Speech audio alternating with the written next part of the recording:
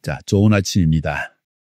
주의 은혜가 여러분의 심령 가운데 충만하기를 축복합니다.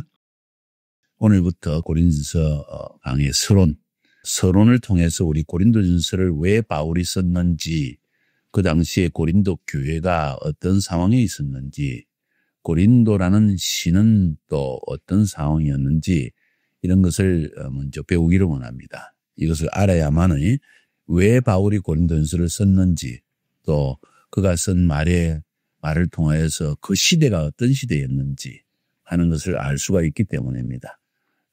그런 배경적인 것을 알게 될 때 우리가 지금 살고 있는 시대에도 거의 동일한 상황이라는 것을 많이 배우게 되어지고, 또 교회 안에 고린도 교회와 똑같은 상황과 똑같은 일들이 우리에게도 일어날 수 있기 때문에 우리 삶의 교회 안에서 동일한 문제들이 일어날 때 해답을 얻을 수 있기 때문에 고린도전서는 매우 중요한 책이라고 볼 수가 있습니다.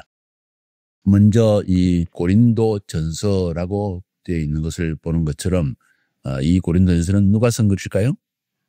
사도 바울이 썼다고 오늘 아예 고린도전서 첫 부분에서 이 편지에서 바울은 그렇게 말합니다.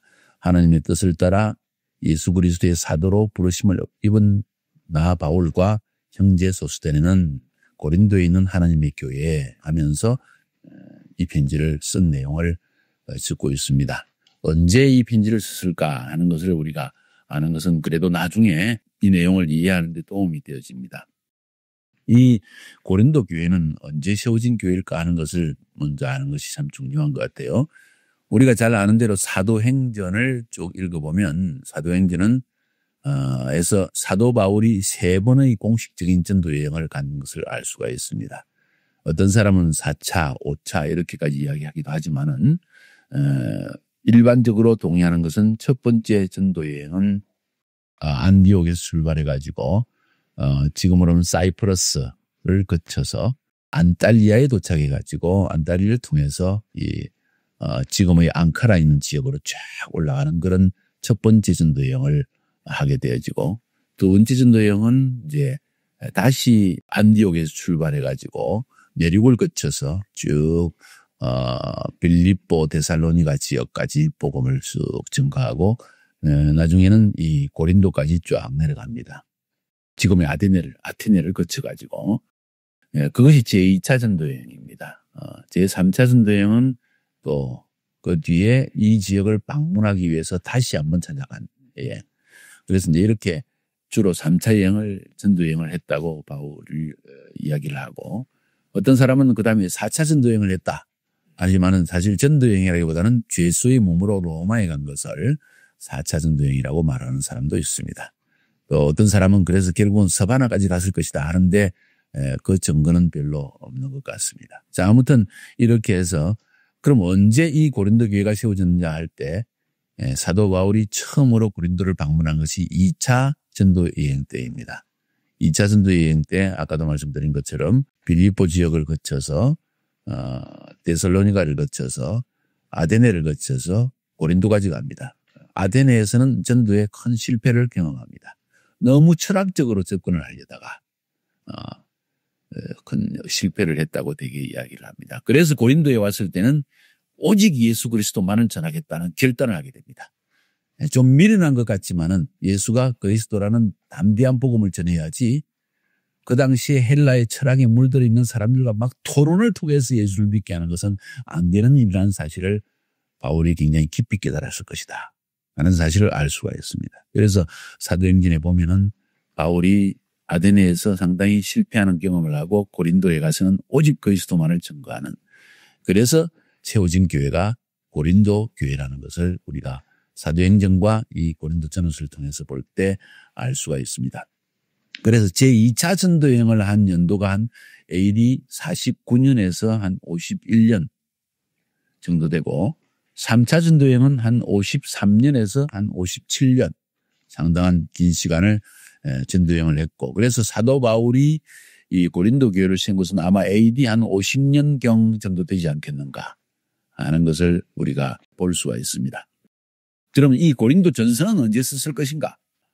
바울이 제2차 전도 여행을 한 AD 한 50년경 정도의 고린도 교회를 개척했고, 이 교회를 개척하고 나서 다시 예루살렘을 거쳐서 안디옥으로 돌아갑니다. 그래서 한 1년 정도 시간을 보내고 난 다음에 그가 세운 교회를 다시 굳게 하기 위해서 제3차 전도여행을 떠나는데 3차 전도여행을 하다가 에베소에서 거의 2년간을 머무릅니다. 에베소에서 2년간을 머무르면서 이 고린도 교회가 분쟁이 많다는 이야기를 듣고 그때 두 분의 편지를 보냈을 것이다. 이렇게 되게 추측을 하고 있습니다. 성경의 다른 부분과 연관해서 그런 이야기를 하기 때문에 아마 상당히 신빙성 있는 이야기고, 그래서 이 편지를 쓴 연대는 3차 전도 여행이 AD 53년에서 57년 정도가 되고 그 중간쯤에 에베소에 한 2년간을 머물렀기 때문에 아마 AD 55년경에 이 편지를 쓰지 않았겠는가. 그러니까 고린도 교회가 세워진 지 한 5년 뒤에 이 편지를 썼다는 것을 알 수가 있습니다. 그렇게 말하는 이유는 사도 바울이 아까 이야기한 것처럼 고린도 교회를 세워서 1년 6개월을 고린도에서 머무르다가 고린도 교회를 떠났습니다. 그 떠난 것이 AD 51년경이니까 아마도 50년경 초기 정도에 고린도 교회를 세웠을 것이고, 그 다음에 고린도 교회를 떠난 다음에 2차 전도여행을 마무리하고 예루살렘을 들러서 다시 안디옥으로 돌아간 이야기가 사도행전 18장에 나오고 있습니다. 그리고 나서 한 1년 정도 안디옥에서 시간을 보내고 난 다음에 안식년을 가졌던 것 같아요.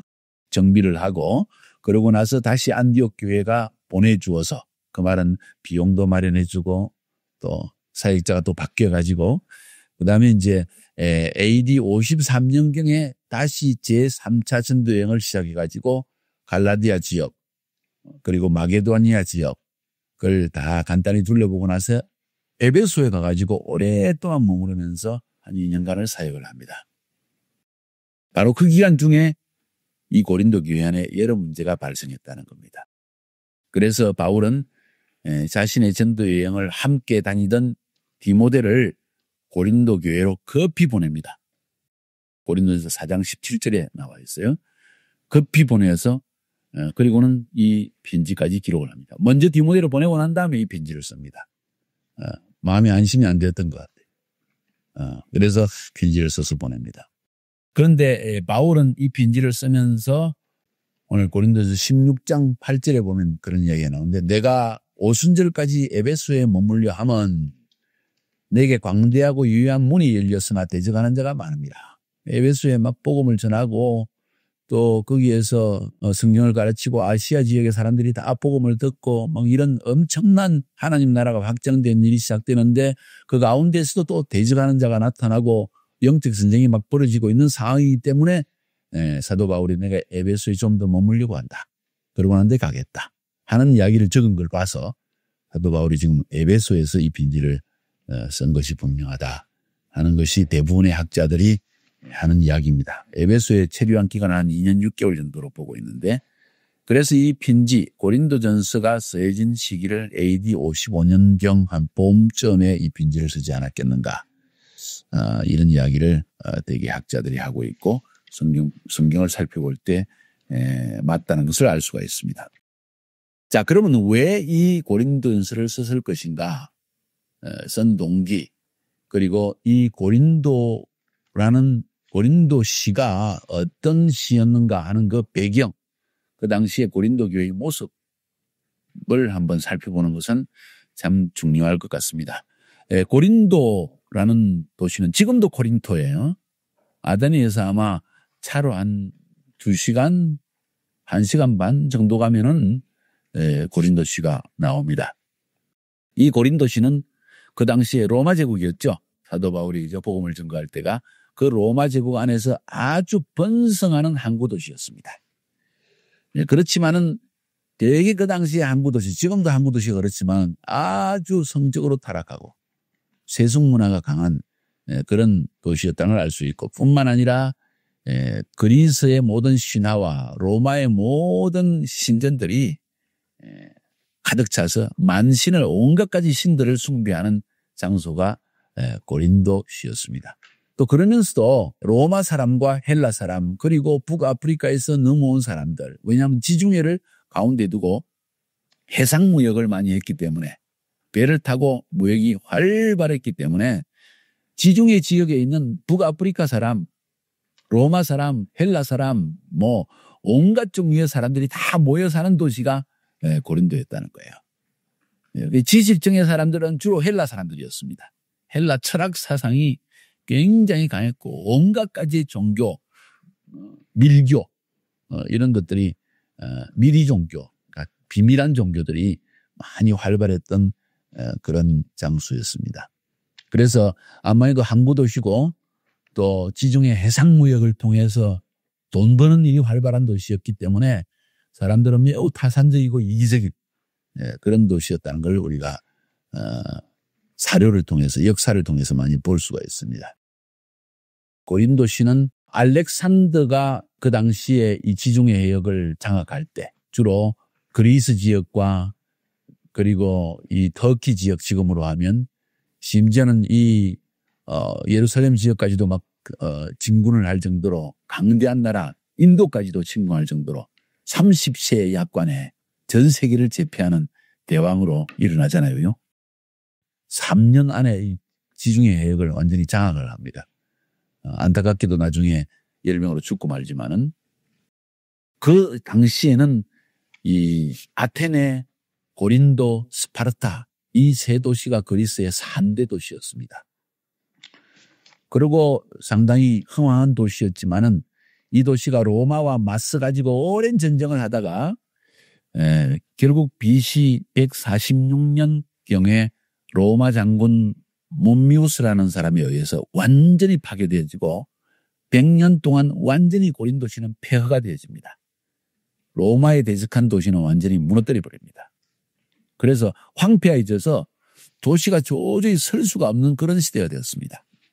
그런데 이제 BC 44년경에 줄리우스 시저, 우리가 잘 아는 시저, 그죠? 시저에 의해서 이 고린도 항구가 매우 중요하다는 것이 인정되어지고, 왜냐하면 서쪽 동쪽으로 연결하는 중요한 도시였기 때문에 또 군사 지역으로도 매우 중요하다는 그 중요성을 인정을 받아가지고 다시 재건을 합니다.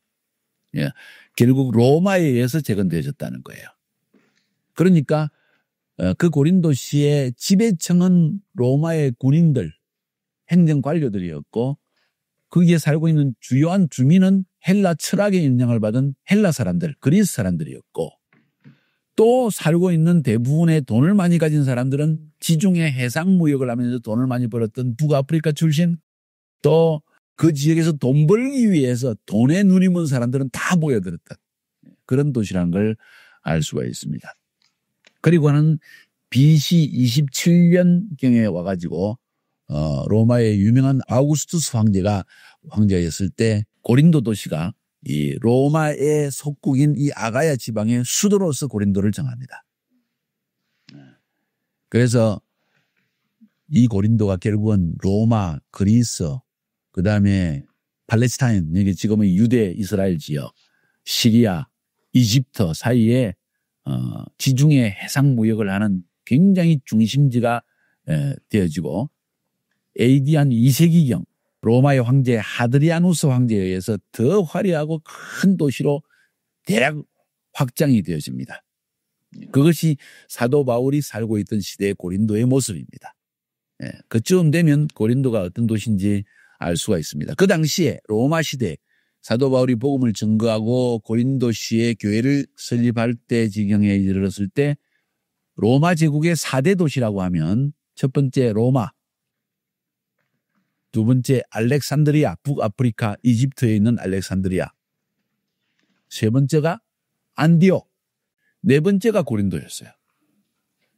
한 50만 명 이상이 살고 있는 큰 도시였고 해상 무역을 통해서 돈을 엄청 부를 축적했던 그런 도시였다는 걸 알 수가 있습니다. 자, 그쯤 되면 그러니까 이 네 도시 로마, 그다음에 알렉산드리아, 그다음에 안디옥, 고린도 다 바닷가에 있는 배를 통하여서 해상 무역을 했던 도시라는 걸 알 수가 있죠. 고대 시대에는 배를 통해서 동양과 서양에 있는 수많은 그 진귀한 물건들을 다 옮겨와서 그 환차, 화폐의 차이를 이용해서 혹은 각 지역의 물건의 값의 차이를 인해서 돈을 벌던 시대였다는 거예요. 그래서 이 고린도가 로마 시대의 중요한 4대 도시 중에 하나였으니까 얼마나 돈이 많은 곳에 항상 세속주의가 강하게 역사했고 또 돈을 벌기 위해서 항상 이방신들에게 절을 하는 이런 이방신들을 섬기는 일들이 많은 그런 도시였다는 걸 우리가 알 수가 있습니다. 그래서 이제 특징을 보면은 그 당시에 로마, 알렉산드리아, 안디옥 뭐 이런 도시들은 또 심지어 나중에 첨가되는 에베소 이런 도시들은 전통과 문화가 아주 깊은 도시였어요. 헬라 철학의 영향, 로마 신화의 영향 이런 것들을 영향받아가지고 사람들이 뭐 배우려고 하는 철학자들이 굉장히 많았고 그래도 전통이 강한 도시들마다 어느 정도 성적 타락이나 세속주의는 그렇게 강하다고 볼 수가 없는데 고린도라는 도시는 완전히 100년 동안 폐허가 됐다가 군사 요충지요 또 돈을 벌기 위해서 해상무역을 위해 세워진 도시였기 때문에 세속주의 문화가 엄청 강한 도시였다는 것을 알 수가 있습니다.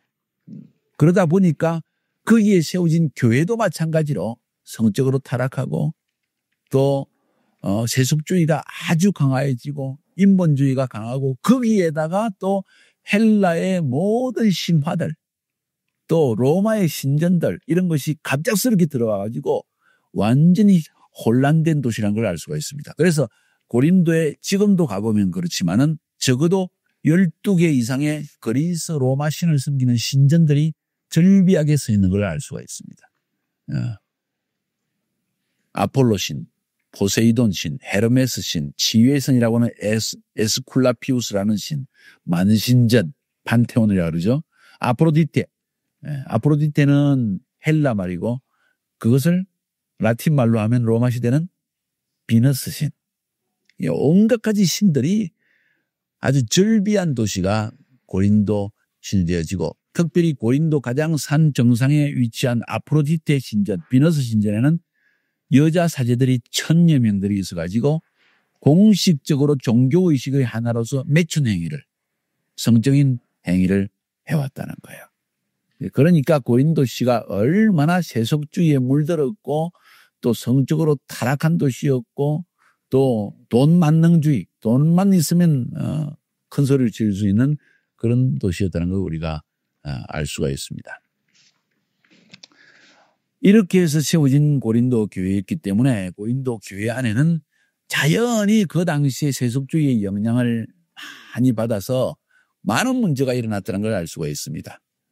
주로 그런 도시의 특징적인 것이 전부 나 중심주의예요. 이기주의예요. 돈만 벌면 되고 돈 있는 사람들이 취급을 받고 없는 사람들은 무시를 당하고 그러다 보니까 결국 자기를 드러내는 일들이 많이 나타나면서 교만한 영들을 인해서 교회 안에 분열들이 막 일어나기 시작합니다. 그래서 누구파 당파를 짓는 일들이 나타나니 돈 있는 사람 중심으로 겉으로 드러나기는 막 종교적인 이름으로 파가 나눠진 것 같지만은 실상은 돈 많은 사람이 당파를 지어가지고 교회 안에서 문제를 일으키는 이런 일들이 일어났습니다. 그래서 오늘 1장에서도 보이는 것처럼 누구파, 바울파다, 아볼로파다 막 이런 그 분파가 일어나기 시작했고 5장, 6장으로 넘어가면 성적 타락의 예를 들면서 또 성도 간에 막 소송을 하는 일들이 일어납니다. 다 이익 중심으로. 7장으로 넘어가면 성도들의 결혼 문제에 대한 이야기가 나오고 8장으로 넘어가면 우상제물에 음식을 먹는 문제가 나타납니다. 왜냐하면 아까 이야기한 것처럼 12개 이상의 신전이 막 놓여져 있으니까 신전에 바쳤던 그 고기를 먹어도 되냐 안 된다 뭐 먹어도 된다 뭐 이러면서 또 분쟁이 일어나고 그러면서 11장부터 14장까지 해서는 또 예배 가운데 무질서가 일어납니다. 고린도 교회가 성령의 역사가 강한 만큼 악령의 역사도 강했다는 거예요. 또 성령에 대한 무지가 많았기 때문에 모든 사람들이 자기 마음대로 영적으로 한다고 하면서 예배가 질서가 없는 일들이 일어나기 시작해서 거기에 대한 이야기를 하고 있고 15장에서는 나중에 부활에 대한 의심도 일어나기 시작합니다. 뭐 예수님의 부활이라는 게 꼭 미래적 부활을 말할 필요가 있느냐 하면서 나중에도 그 이야기를 하겠지만은 부활에 대한 문제 뭐 이런 이야기들이 나타나기 시작하면서 고린도 교회하는 이 문제를 해결하기 위해서 사도 바울은 이 고린도전서와 후서를 쓰게 된다는 거예요. 그래서 특별히 신약 성경에 있는 모든 서신서들, 특별히 거의 대부분이 바울이 쓴 서신잖아요. 그죠? 야고보서, 베드로서를 제외하고는 이 사도 바울이 쓴 서신들은 항상 백그라운드, 배경이 있습니다. 무엇 때문에 이 편지를 썼는가. 그래서 그 배경을 우리가 잘 알게 되면 오늘날에도 똑같은 문제가 교회 안에 일어나게 되어지고 거기에 대한 해답을 얻을 수 있기 때문에 바울의 서신서를 읽는 것은 매우 중요한 역할을 지닌다는 것을 우리가 알 필요가 있습니다. 자, 그럼 마지막으로 이 고린도 교회에 대해서 다시 한번 정리를 하고 서론을 마쳐도 될 것 같아요. 아까도 이야기한 것처럼 고린도 교회는 AD 50년경에 사도 바울의 2차 전도 여행 중에 세워진 교회라고 했고 아테네에서 복음을 전하는 일에 너무 철학적으로 지식적으로 접근을 하다가 실패한 바울이 아테네에서 급히 도망치듯이 나와가지고 고린도에 도착을 합니다. 그래서 바울은 이 고린도 시가 선교 전략상 매우 중요하지만은 도덕적으로도 문란하고 우상숭배가 가득 차고 하는 이 도시에 오직 그리스도만을 증거하며 복음을 전하기로 결심을 합니다. 그래서 아테네와는 달리 고린도에는 18개월, 1년 6개월이라는 오랜 시간을 보내면서 고린도 교회를 세워나가기 시작합니다. 그게 사도행전 18장 4절부터 11절까지에 적혀 있는 내용입니다. 그래서 이 고린도에 도착했을 때 한 가지 이제 중요한 일은 아굴라와 브리스길라 부부를 만납니다. 브리스길라와 아굴라는 그 당시에 로마의 클라우디우스라는 황제의 칙령에 의해서 유대인들이 모두 로마에서 쫓겨나게 됩니다. 그러니까 브리스길라와 아굴라는 유대인이었죠.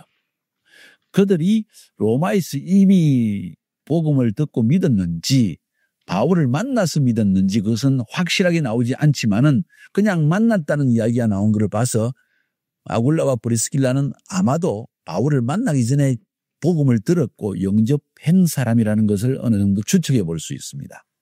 그러나 사도 바울을 만나서 복음 사역자에 대한 열정이 뜨거워진 것만은 틀림없는 것 같아요.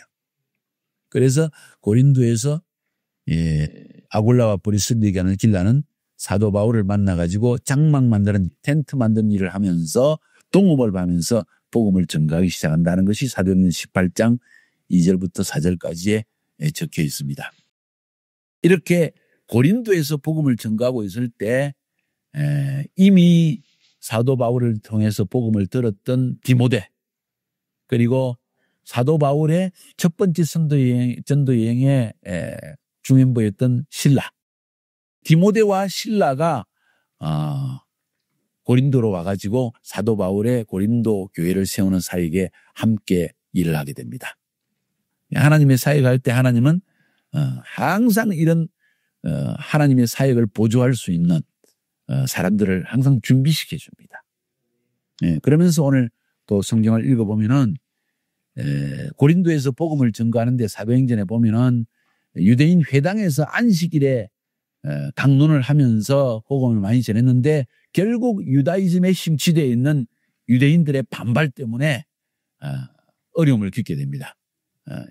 이방인 개종자인 디도 유수도의 집에서 장소를 복음을 전하다가 거기서 장소를 옮겨서 회당장인 그리스보라는 사람이 많이 예수를 믿게 되어지고 이렇게 해서 이제 고린도 교회가 점점 세워지는 상황을 오늘 고린도전서 초장부터 1장부터 해서 이야기가 흘러나오기 시작합니다. 이렇게 세워진 교회가 바로 고린도 교회였을 것이다.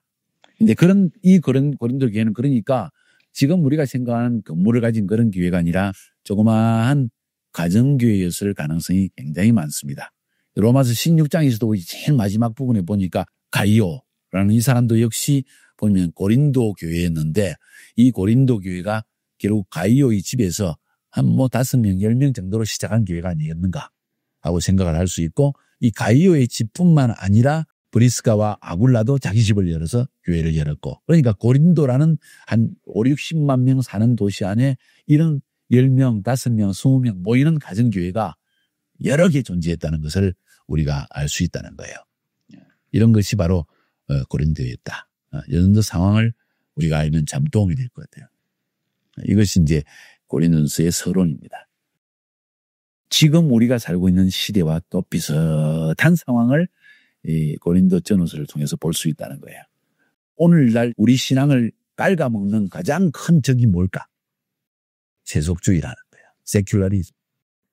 세속주의에 완전히 묶여서 돈이 없으면 살지 못하고 돈을 벌여야 살고 있고, 그래서 돈 버는 일에 온 신경을 쓰는 사람들.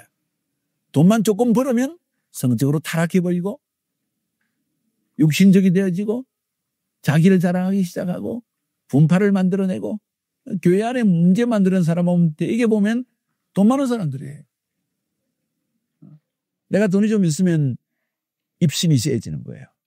그래서 내 주위에 그룹을 만들어내는 거예요. 이런 문제들이 일어나는 걸 볼 때 그때나 지금이나 똑같은 상황을 우리가 볼 수가 있다. 그래서 이 서론을 마치면서 우리가 기도할 때, 주님, 이 시대를 볼 수 있는 눈을 열어주십시오. 세속주의를 이길 수 있는 예수 그리스도의 복음이 내 심령 가운데 뿌리 내리게 해주십시오 하는 이런 기도를 한번 드렸으면 좋겠다 하는 생각을 가지게 됩니다. 아멘.